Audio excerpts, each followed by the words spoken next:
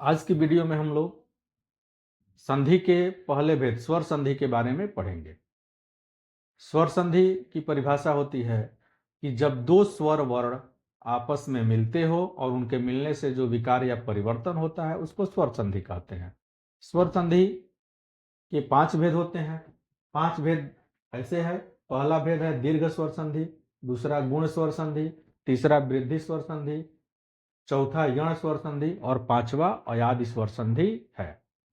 तो इस वीडियो में हम स्वर संधि के पहले भेद दीर्घ स्वर संधि के बारे में पढ़ेंगे। दीर्घ स्वर संधि के अंतर्गत जो मतलब इसमें यह होता है कि जो सजातीय स्वर वर्ण होते हैं वह पास पास आते हैं और उनके मिलने से उसमें परिवर्तन होता है। जैसे कि यहाँ पर लिखा गया है कि अ आ पहले शब्द के अंत में हो और बाद में अ या आ में से कोई एक जो दूसरे स्वर के दूसरे शब्द के शुरू में हो, अगर आता है मतलब अ आ पहले हो और बाद में भी अ या आ में से कोई एक हो तो दोनों के स्थान पर आ ही लगता है। उसी तरह पहले शब्द के अंत में छोटी ई या बड़ी ई हो और दूसरे शब्द के शुरू में छोटी ई या बड़ी ई हो तो दोनों मिलकर बड़ी ई हो जाता है। उसी तरह पहले शब्द के अंत में छोटा ऊ या बड़ा ऊ में से कोई हो और बाद में छोटा ऊ या बड़ा ऊ में से कोई हो तो दोनों के स्थान पर बड़ा ऊ हो जाता है। उसी तरह री के बाद री आता है तो बड़ी री हो जाता है। री, बड़ी री और छोटी री में कोई अंतर नहीं है हिंदी में, और लेकिन होता क्या है इसको थोड़ा सा हम समझ लेंगे। जैसे री में जब ये हम बनाते हैं तो ये 2 बार हम करते हैं यहाँ, और जो बड़ी री का रूप जो हो जाता है इसको हम 3 बार करेंगे। ठीक है, तो कैसे लिखा जाएगा, क्या इसका होगा, कैसे हम इसको पहचानेंगे, इसको हम उदाहरण के द्वारा समझते हैं।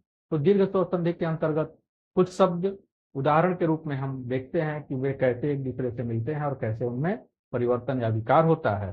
तो आइए देखते हैं। जैसे यहाँ पहले से कुछ शब्द लिखे गए हैं उदाहरण के स्वरूप, और उस उदाहरण के रूप में हम इसको देखें। जैसे अन्नाभाव, पहला शब्द है अन्नाभाव। तो यह 2 शब्दों के मिलने से बना है। वह शब्द है, पहला है अन्न और दूसरा है अभाव। तो जैसे यदि हम इसको वर्ण के रूप में अलग अलग करें तो मैंने आपको पहली वीडियो में, इसके पहले की वीडियो में मैंने बताया है। फिर एक बार मैं एक शब्द का दोहरा दे रहा हूं, और इसको यदि हम वर्ण के रूप में अलग अलग करते हैं तो हम इस स्थिति को प्राप्त करते हैं। तो पहला शब्द अन्न है, अन्न का अंतिम वर्ण अ है। दूसरा शब्द अभाव है, अभाव का पहला वर्ण अ है। तो इस स्थिति में यहाँ अ हो गया, यहाँ अ हो गया, और दोनों ही स्वर है, इसलिए यह स्वर संधि का उदाहरण बनेगा।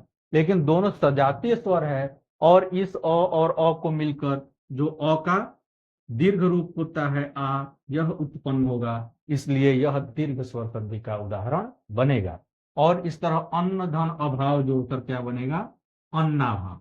अगर इसमें आपको समझने में दिक्कत हो तो वीडियो के कमेंट बॉक्स में आप उस परेशानी को बताएंगे, उसको मैं दूर करने का प्रयास करूंगा। दूसरा शब्द है शिवालय। जैसे यह दूसरा शब्द है शिवालय, तो शिवालय जो शब्द है यह शिव और आलय के मिलने से बना है। मैं समझ रहा हूं कि जैसे ही इसको वर्गीकृत किया गया है वर्ण के रूप में, आप इसको कर पाएंगे। यह इसके अंत में अ है और यह आ है, और अ और आ मिलकर आ बनता है, और इसी कारण यहाँ आ शिवालय में दिख रहा है। उसी तरह है भोजनालय। भोजनालय में भोजन और आलय, यह 2 शब्द मिला है तो भोजनालय बना है। इसके अंत में अ है और यह आ है, और अ और आ मिलकर आ ही केवल दिखेगा, इसलिए यहाँ आ का मात्रा दिखता है और यह भोजनालय शब्द बनता है। अगला शब्द है विद्यार्थी। विद्यार्थी में जैसे इसको हम अलग अलग करेंगे तो यह बनेगा विद्या और अर्थी। विद्या का मतलब विद्या गुण, शिक्षा समझते हैं आप। अर्थी का मतलब होता है चाहने वाला। तो यहाँ दिख ही रहा है कि या का मात्रा और यहाँ अ का मात्रा है, इस कारण इन दोनों के मिलने से यहाँ जो पद बनेगा उसको हम विद्यार्थी इस तरह लिखेंगे। अगला जो पद है वह है विद्यालय। विद्यालय में यहाँ शब्द होगा इसका जो विच्छेद हम करेंगे तो यह बनेगा विद्याधन आलय। यहाँ आ है और यहाँ भी आ है और दोनों के मिलने से आ, एक आ की ही परिणति होती है और यह पद बनता है विद्यालय। यहाँ आप देख पा रहे हो कि यहाँ आ और आ की जगह पर एक ही आ दिख रहा है। तो इस तरह यह स्वर संधि के दीर्घ स्वर संधि का उदाहरण बनता है। उसी तरह अगला पद है गिरी, ईस। यह दो शब्द है और दोनों को जब हम जोड़ेंगे पास पास आएंगे इसमें, तो इसमें छोटी ई का मात्रा, यहाँ बड़ी ई का मात्रा।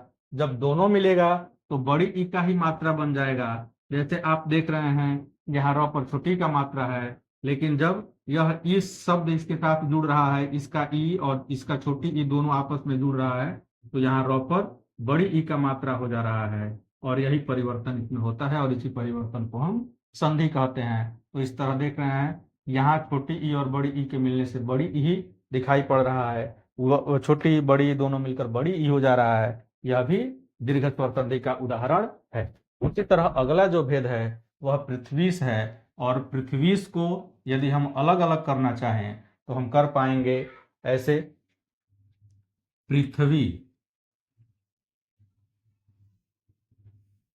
और ईश। जैसे यहां देख रहे हैं कि यहाँ बड़ी का मात्रा और यहाँ बड़ी ई का मात्रा है, तो इस स्थिति में केवल बड़ी ई का मात्रा ही रह पाएगा, रहेगा, उसी की जरूरत है और इस तरह यह बनेगा पृथ्वीश। ठीक है। उसी तरह है भानु उदय, भानु उदय। अब देखें यहाँ छोटा ऊ का मात्रा, यहाँ छोटा ऊ का मात्रा, तो इस कारण दोनों के जगह पर क्या हो जाएगा, बड़ा ऊ का मात्रा। तो यह ऊ और ऊ मिलकर यहाँ बड़ा ऊ हो जाएगा और यह पद बन जाएगा भानुदय। तो परिवर्तन आप देख रहे हैं कि शब्द में पहले न पर छोटा ऊ का मात्रा है, लेकिन जब दोनों मिल जा रहे हैं तो न पर बड़ा ऊ का मात्रा हो जा रहा है और यही परिवर्तन होता है और इसी को हम संधि कहते हैं। उसी तरह अगला पद है स्वयंभू। स्वयंभू का मतलब होता है जो स्वयं ही उत्पन्न हो और उसके बाद उदय पद है। तो इस तरह यहां देखें कि यहाँ बड़ा ऊ है पहले से और यहाँ छोटा ऊ है, लेकिन जब दोनों मिलेगा तो केवल बड़ा ऊ ही बचेगा और इस तरह यह जो पद बनेगा वह बनेगा स्वयंभूदय। यहां से छोटा ऊ गायब हो गया। ठीक है। तो यही परिवर्तन होता है और यही परिवर्तन संधि कहलाता है। अगला है पितृ ऋण, मातृ ऋण। इस तरह के जो री से बनने वाले पद होते हैं, तो जैसे हम देखें ऐसे हम पितृ लिखते हैं और यहाँ यह पद ऋण है।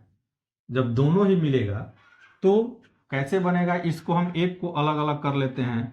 यह प होगा, प में छोटी ई का मात्रा लगा है, फिर यहाँ त है, त में री का मात्रा लगा है, फिर यह री है, फिर यहाँ अड़ है, फिर अ।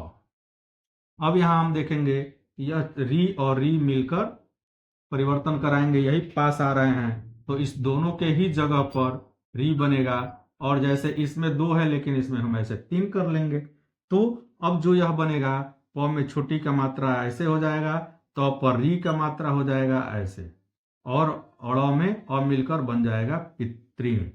तो इस तरह जो पद बनेगा यह पितृण पद हुआ और इसी को हम दीर्घ स्वर संधि कहेंगे। लेकिन यह जो पितृण पद है ऐसे भले होता है लेकिन लिखा ऐसे ही जाता है। आप यही देखेंगे हिंदी में री का एक ही स्वरूप है, केवल यही मिलता है। ठीक है। उसी तरह एक है, एक और पद देख लेते हैं, मातृ ऋण।